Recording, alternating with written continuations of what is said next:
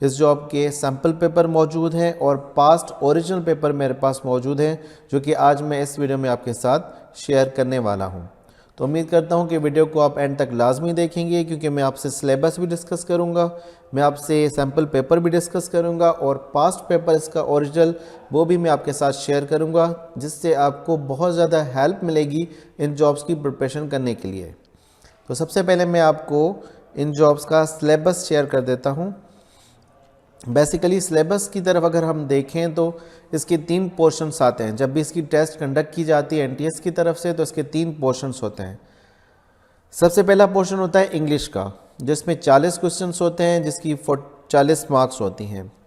उसके बाद फिर सेकंड पोर्शन होता है analytical quantitative skills and general intelligence का, जिसमें 30 क्वेश्चंस होते हैं और 30 मार्क्स होती हैं। उसके बाद थर्ड पोर्शन होता है Pakistani economy, current affairs and general knowledge का, जिसमें 30 क्वेश्चंस आते हैं और 30 मार्क्स होती हैं। टोटल 60 + 40 100 क्वेश्चंस, यानी कि 100 एमसीक्यूज आपके पास आते हैं जब आप एग्ज़ाम में अपीयर होते हैं। तो ये था सिलेबस इन जॉब्स का। उसके बाद अब हम देख लेते हैं एस बोर्ड का सैम्पल पेपर। एस बोर्ड के सैम्पल पेपर के मुताबिक, जैसा कि मैंने आपको पहले बताया कि पहला पोर्शन जो होता है इंग्लिश का होता है, इसमें 40 क्वेश्चंस होते हैं। तो इंग्लिश के हवाले से सबसे पहले एक पैसेज आता है। पैसेज में आपको बताना होता है, यानी पैसेज से रिलेटेड आपसे क्वेश्चंस किए जाते हैं। सबसे पहले आप पैसेज को पढ़ते हैं, पैसेज को पढ़ने के बाद फिर आपको क्वेश्चंस दिए जाते हैं उस पैसेज से रिलेटेड, जो कि आपने बिल्कुल सही से उसको करेक्ट करना है, टिक करना है कि आपने इस पैसेज में क्या क्या चीज़ें देखी, क्या फ़लानी चीज़ का क्या मतलब है और इस पर्टिकुलर पैराग्राफ का, इस पर्टिकुलर सेंटेंस का क्या मतलब है। इस तरह के सवालात आपको फेस करने होते हैं। अच्छा जी, उसके बाद जैसे ही आप पैसेज का पोर्शन कंप्लीट करते हैं, तो उसके बाद फिर आपके पास पेयर ऑफ वर्ड्स आते हैं। पेयर ऑफ वर्ड्स भी आते हैं और सिनोनिम्स एंटोनिम्स भी आते हैं। अगर पेयर ऑफ वर्ड्स आते हैं आपके पास, तो वो कुछ इस तरह से होते हैं, जैसे कारपेंटर होता है और सा होता है। तो अब इन दोनों से रिलेटेड जो है आपने यहाँ पे वर्ड्स सेलेक्ट करने होते हैं कि जो मोस्ट रेलेवेंट वर्ड्स एक दूसरे से मिलते जुलते हों। यानी कि जैसे पेंटर होता है वो ब्रश यूज़ करता है, लॉयर होता है क्या वो ब्रीफ करता है, टेलर होता है तो उसके पास सीजर्स होती है। तो इस तरह से आपने पेयर ऑफ वर्ड्स के क्वेश्चन सॉल्व करने होते हैं। उसके बाद फिर आपके पास होता है अपोजिट मीनिंग, यानी कि एंटोनियम्स। सिनोनियम्स भी आते हैं और एंटोनियम्स भी आते हैं। यहाँ पर सिर्फ अपोजिट वर्ड्स मीनिंग लिखा हुआ, लेकिन सिनोनियम्स एंटोनियम्स दोनों आते हैं इसमें। सिनोनियम्स एंटोनियम्स भी आपके सेंटेंसेस की तरह भी आ सकते हैं और इस तरह भी आ सकते हैं। सिनोनियम एंटोनियम्स इस तरह से भी आ सकते हैं कि एक सेंटेंस आपको दिया होता है और उसमें आपको बताना होता है कि इस सेंटेंस में फ़लाने जो वर्ड है उसका सिनोनियम क्या है या एंटोनियम क्या है। या फिर आपके पास इस तरह से भी आते हैं कि जस्ट आपके पास वर्ड होता है, आपने सिनोनियम या एंटोनियम्स को सिलेक्ट करना होता है। अच्छा जी, उसके बाद फिर सेंटेंस करेक्शन के जो है ना वो क्वेश्चंस आते हैं, जिसमें आपके पास हाईलाइटेड अंडरलाइन सेंटेंसेस होते हैं और उसमें आपको मिस्टेक्स फाइंड करनी होती हैं। उसके बाद फिर सेकंड पोर्शन जो मैंने आपको बताया था, जिसके 30 क्वेश्चंस आते हैं, वो होता है analytical quantitative skills and general intelligence का। इसमें आपके पास एनालिटिकल से रिलेटेड क्वेश्चंस भी होते हैं, क्वांटिटेटिव यानी मैथ्स से रिलेटेड क्वेश्चंस भी होते हैं। जैसे कि ये है, if a = 2, b = 3, c = 4, then find the value of ab + bc + ca। तो ये आपको फाइंड आउट करना है। उसके बाद फिर इस तरह के एडिशन के, सब्सट्रैक्शन के, सीरीज़ के क्वेश्चंस और इस तरह के अगर जैसे 8514 स्टैंड्स फॉर BEAD, तो 3165 क्या होगा। तो इस तरह के क्वेश्चंस आपके पास आते हैं। और ये एनालिटिकल रीजनिंग का एक क्वेश्चन है, जिसमें आपको एक थोड़ा सा पैसेज होता है वो पढ़ना होता है। उसके बाद फिर आपने उसमें गैस करना होता है, आपने उसमें चेक करना होता है कि फ़लान जो चीज़ है उसकी मीनिंग क्या है, वो क्या बताना चाहता है। अच्छा जी, उसके बाद थर्ड पोर्शन होता है जिसके 30 क्वेश्चंस होते हैं, पाकिस्तान इकोनॉमी और current affairs and general knowledge का, जिसमें आपके पास पाकिस्तान इकोनॉमी से रिलेटेड, करंट अफेयर्स से रिलेटेड और जनरल नॉलेज से रिलेटेड क्वेश्चंस आते हैं। जैसे कि एक क्वेश्चन है कि major government policies that can be used to pursue its micro economic goals are. ये एक पाकिस्तानी इकोनॉमी का सवाल है, पाकिस्तानी इकोनॉमिक्स का, पाकिस्तानी इकोनॉमी आप इसको कहें, उसका सवाल है। उसमें आपने इसमें करेक्ट क्वेश्चन करना है, करेक्ट आंसर इसका करना है। उसके बाद प्रोसेस ऑफ डीम्यूटिनाइजेशन, इसकी मीनिंग क्या है, तो वो आपको अगर पता होगी तो आप उस पर टिक कर पाएंगे। और फिर ये एक और सवाल है इस तरह से, जैसे ये जनरल नॉलेज का क्वेश्चन है, which of country is a member of BRICS BRICS. BRICS के कौन कौन से मेंबर्स हैं, तो ये जनरल नॉलेज का क्वेश्चन है। इस तरह से फिर बैंकिंग के थोड़े बहुत क्वेश्चंस जो पाकिस्तान इकोनॉमी से रिलेटेड हैं, जनरल नॉलेज के क्वेश्चंस हैं। और तीसरा इसमें पोर्शन था करंट अफेयर्स का। करंट अफेयर से रिलेटेड आपके क्वेश्चंस हैं वो हो सकते हैं 2021, 2019, 2020 से रिलेटेड क्वेश्चंस आपके पास हो सकते हैं। जैसे कोविड से रिलेटेड क्वेश्चन आ सकता है कि कोविड जो है, कोरोना जो है, कोविड-19 वो कहाँ से स्टार्ट हुआ था, कब स्टार्ट हुआ था, इससे रिलेटेड क्वेश्चंस आ सकता है। तो ये आपका जनरल नॉलेज और इससे रिलेटेड पोर्शन है। उसके बाद ये आंसर की इसमें मौजूद है। और ये पेपर जो है सैम्पल पेपर प्लस सिलेबस मैं आपके साथ शेयर कर दूंगा वीडियो के डिस्क्रिप्शन में, आप वहाँ से डाउनलोड करके इसको यूज़ कर सकते हैं।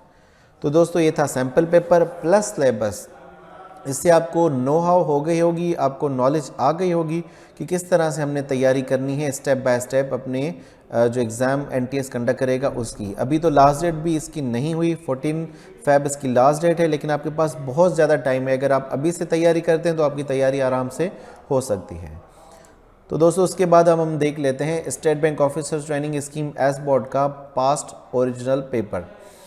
पास्ट पेपर में जैसा मैंने आपको पहले बताया था कि 40 क्वेश्चंस होते हैं, टोटल 40 मार्क्स होती हैं इंग्लिश कंपोजिशन की, यानी कि इंग्लिश वाले पोर्शन की। तो इंग्लिश पोर्शन में सबसे पहले आपके पास ये एक ऐसे आया हुआ है। इस ऐसे में आपके पास 3 क्वेश्चंस हैं। स्टेट बैंक से रिलेटेड एक ऐसे है। इस ऐसे को रीड करने के बाद फिर आपके पास 3 क्वेश्चंस हैं। Which of following is not primary function of the central bank? According to the information given in the passage, it can be inferred that all the following are the major functions of country's central bank, except। और फिर तीसरा सवाल है। उसके बाद फिर एक और छोटा सा इसमें पैराग्राफ है, पैराग्राफ दिया हुआ है। पैराग्राफ से रिलेटेड एक छोटा सा क्वेश्चन है कि जो ऊपर पैराग्राफ दिया हुआ है लीडरशिप से रिलेटेड, तो इसका सेंट्रल आइडिया क्या है वो आपने सिर्फ इसमें टिक करना है। उसके बाद फिर जैसे कि मैंने आपको बताया था कि सिनोनियम्स और एंटोनियम्स भी आते हैं। तो सिनोनियम्स में यहाँ पे सेंटेंसेस दिए हुए हैं, सेंटेंसेस यूज़ किए गए हैं। आपने करना क्या है कि जो हाईलाइटेड वर्ड है उसका सिनोनियम मालूम करके आपने उस पर टिक करना है। फॉर एग्जांपल यहाँ पे एक वर्ड है एक्सपीडिटियस और सेंटेंस में यूज़ किया गया there is no need to take expeditious steps in order to complete the assignment in the 10 days. Expeditious की जो लिटरली मीनिंग है वो है स्पीडी, यानी कि फास्ट आपने काम करना है अपनी असाइनमेंट को पूरा करने के लिए। There is need to take. तो अब एक्सपीडियस का जो दूसरा वर्ड है वो है रैपिड, यानी कि क्विक आपने काम करना है। इस तरह से दूसरा आपके पास सिनोनियम्स है। फिर सिनोनियम्स आपके पास ऐसे कंटिन्यू आते जाते हैं। उसके बाद फिर एंटोनियम्स आते हैं। एंटोनियम्स से रिलेटेड आपके पास क्वेश्चन है, जैसा कि ये वर्ड है इसका आपने अपोजिट वर्ड यानी कि अपोजिट मीनिंग वर्ड आपने यहाँ से टिक करना है। एक वर्ड है एलोक्वेंट, एलोक्वेंट का आपने अपोजिट वर्ड आपने सेलेक्ट करना है। उसके बाद फिर इस तरह से एंटोनियम्स आपके पास आते हैं। और उसके बाद फिर आपने फिल इन द ब्लैंक्स होते हैं। फिल इन द ब्लैंक्स से मुराद ये है कि आपके पास नीचे आंसर्स दिए हुए होते हैं आपके पास, आपने उसको फिल करना होता है इन ब्लैंक्स के अंदर। करेक्ट वर्ड्स आपने फिल करने होते हैं ताकि आपने सेंटेंस कंप्लीट कर सकें। तो इस तरह के क्वेश्चंस आपके पास मौजूद हैं। उसके बाद फिर है select the correct meaning of the word from the given question from 18 to 26। 18 से 26 तक के जो सवाल हैं उसमें करेक्ट मीनिंग आपने सेलेक्ट करनी है क्वेश्चंस की। जैसे कि वर्ड है डिवोट, इसकी करेक्ट मीनिंग क्या है, ये यहाँ पे मीनिंग्स लिखी हुई है, आपने उसकी मीनिंग सेलेक्ट करनी है। एक वर्ड है एस्टीट्यूट, इसकी करेक्ट मीनिंग आपने सेलेक्ट करनी है। ये कभी आ सकते हैं कभी नहीं भी आ सकते। इसकी जगह पे एरर करेक्शन वाले जो क्वेश्चंस हैं वो भी आ सकते हैं, जो कि मैं आपको ऑलरेडी सैम्पल पेपर में दिखा चुका हूँ।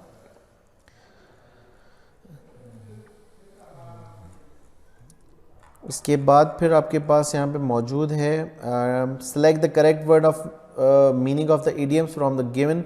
इडियम्स होंगे, इडियम्स के आपने करेक्ट वर्ड्स सेलेक्ट करने, जैसे बाय लीव्स एंड बाउंड्स की करेक्ट मीनिंग क्या है, फाइट शाई ऑफ इसकी करेक्ट मीनिंग क्या है। ये भी चीज़ें इसमें इंक्लूडेड हैं, वो भी आ सकती हैं जो कि पहले आ चुकी हैं। उसके बाद फिर नेक्स्ट आपके पास पोर्शन है select the correct answer from the given question that best reflects the similar relationship as a pair of given words.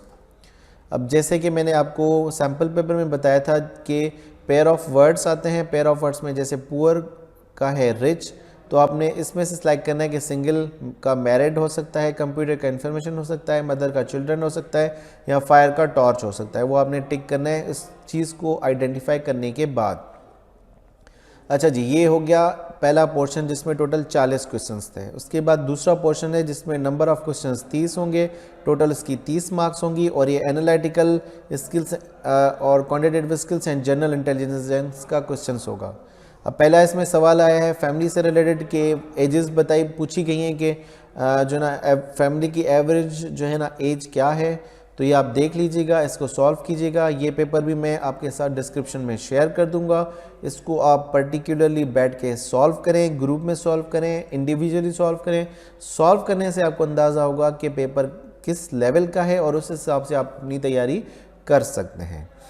फिर ये मज़ीद इसमें न्यूमेरिक्स के कुछ सवालात हैं जो कि यहाँ पे दिए हुए हैं। ये इस तरह के सारे न्यूमेरिक्स के सवालात हैं, सीरीज़ के भी सवालात आगे हैं। ये इस तरह से कंप्लीट द सीक्वेंस, ये सीरीज़ का सवाल है। उसके बाद ये भी सीरीज़ का सवाल है इस तरह से। और उसके बाद ये एक सवाल है जिसमें आपने जो ना सेल्स कैलकुलेट करनी है, किसी भी पर्टिकुलर जो डेटा आपको दिया होगा उसकी परसेंटेज आपने कैलकुलेट करनी है सेल्स की। और फिर ये आपके पास सीरीज़ एक है, सीरीज़ का क्वेश्चन है, आपने सीरीज़ करनी है। उसके बाद फिर ये मैथमेटिक्स का क्वेश्चन है आपके पास, एवेल्यूएट करना है। ये सीरीज़ का क्वेश्चन आपके पास आया है। और फिर उसके बाद ये थोड़ा बहुत एक डेटा का क्वेश्चन है। इसमें आपने करना क्या है, consider the following related data ABC company and answer the question 66 to 70। आपके पास डेटा आया है, उससे रिलेटेड आपके पास क्वेश्चन आए हैं, वो आपने सॉल्व करने हैं। उसके बाद फिर थर्ड पोर्शन है आपके पास, नंबर ऑफ क्वेश्चन इसमें 30 हैं, टोटल मार्क्स इसमें 30 हैं, और पाकिस्तान इकनॉमी, करंट अफेयर्स और जनरल नॉलेज से रिलेटेड क्वेश्चंस आपके पास आते हैं। ये एक पुराना पेपर है और इस वजह से इसमें जो क्वेश्चंस होंगे वो पुराने होंगे, लेकिन यहाँ पे करंट अफेयर्स से रिलेटेड क्वेश्चंस और जनरल नॉलेज और पाकिस्तानी इकनॉमी से रिलेटेड क्वेश्चंस होंगे। जैसा कि एक सवाल है कि in October 2017 which of following Pakistani cricketer emerge as a top of the bowler in the ICC one day international ranking. यानी कि 2017 में कौन सा पाकिस्तानी क्रिकेटर जो है वो टॉप बॉलर बना ICC के वनडे इंटरनेशनल रैंकिंग में, तो वो आपने उसमें टिक करना है। फिर उसके बाद फिर ये है the current chairman joint chief of staff committee कौन है, ये जनरल नॉलेज से रिलेटेड क्वेश्चन है। उसके बाद ये पाकिस्तानी इकोनॉमी से रिलेटेड क्वेश्चन है। इस तरह से आपके पास क्वेश्चंस आते जाएंगे। ये सारी आपके पास पेपर कंप्लीट मौजूद है जो कि मैं आपके साथ शेयर करने लगा हूँ। और साथ ही साथ इस पेपर में फिर थोड़ा सा कुछ धुंधली चीज़ें थी जिसको मैंने करेक्ट करके लिखा है, जैसे कि all of the following countries are the members of the organisation of petroleum exporting countries OPEC, except आपने इसमें सेलेक्ट करना है कि कौन सी जो कंट्री है वो OPEC की मेंबर नहीं है, वो आपने टिक करना है इसमें। उसके बाद फिर ये है Lyallpur is old name of, Lyallpur पुराना नाम था किसका, फैसलाबाद का पुराना नाम जो था वो लयालपुर था। उसके बाद एक और क्वेश्चन है कि मलाला यूसुफजई और दूसरा एक और बंदा है जिसने जॉइंटली नोबेल प्राइज़ रिसीव किया था 2014 में, तो ये कैलाश सत्यार्थी एक इंडियन है जिन्होंने रिसीव किया था मलाला यूसुफजई के साथ नोबेल प्राइज़ 2014 में। उसके बाद और मजीद क्वेश्चन है कि विच of following is not an index of Pakistani stock exchange. Pakistani stock exchange में 3 तरह की इंडेक्स होती हैं, KSE 100, KSE 30, KMI 30 index. KSE Simex का जो नाम है पाकिस्तान में वो इंक्लूडेड नहीं है, यानी कि ये वाली जो इंडेक्स है वो पाकिस्तानी स्टॉक एक्सचेंज में मौजूद नहीं है, तो आप इस पर टिक करेंगे। उसके बाद करेंसी ऑफ मलेशिया बात, और उसके बाद है माइक्रोसॉफ्ट है history of successful acquisition of following companies. Microsoft ने ये तमाम कंपनीज जो है ना वो अक्वायर की हैं, परचेज़ की हैं, सिवाय एक कंपनी के। नोकिया को माइक्रोसॉफ्ट ने परचेज़ कर लिया है, स्काइप को परचेज़ कर लिया है, लिंक्डइन को परचेज़ कर लिया है, हॉटमेल नहीं, लिंक्डइन को परचेज़ नहीं किया, हॉटमेल को परचेज़ कर लिया। लिंक्डइन एक ऐसी कंपनी जिसको अभी तक उन्होंने परचेज़ नहीं किया। उसके बाद फिर इस तरह से सवालात हैं, और ये सारे आपके जनरल नॉलेज और पाकिस्तान इकनॉमी और करंट अफेयर से रिलेटेड सवाल हैं। जैसे कि ये कि Swiss canal separate Asia and Africa, इसका सही जवाब अफ्रीका है। और उसके बाद फिर which of the following pictures printed on the back of the PKR 100 note, 100 rupees के नोट पे कौन सी पिक्चर पीछे से प्रिंटेड होती है, वो आपने यहाँ पे टिक करनी है। और ये था एंड ऑफ द पेपर, यानी कि 100 क्वेश्चंस पूरे के पूरे यहाँ पे मौजूद हैं ओरिजिनल पेपर के, जिसके मदद से आप मुकम्मल तैयारी कर सकते हैं इस पर्टिकुलर जॉब की। एक